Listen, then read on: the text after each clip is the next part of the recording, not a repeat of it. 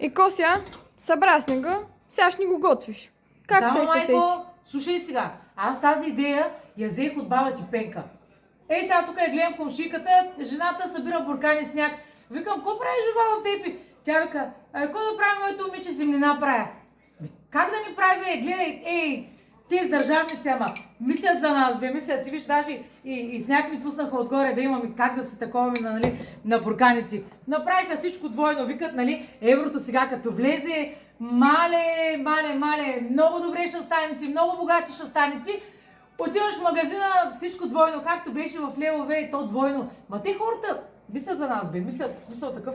Виж, гледай, вкусно, майко, като сложим снежец, като сложим вътре малко сол, черен пипер, майка, много вкусно ще ви е, мамо. Виж, всички хорица така правят, нали?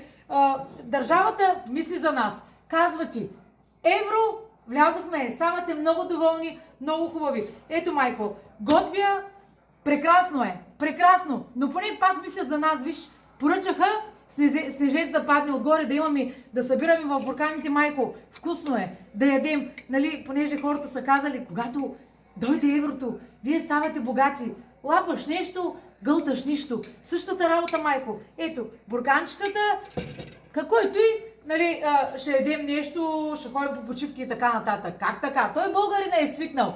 От едно време. Той може да се справя с всичко. Ти хората са помислили, трябва да станем здрави и силни. Значи един народ, смела държава, страхотни сме.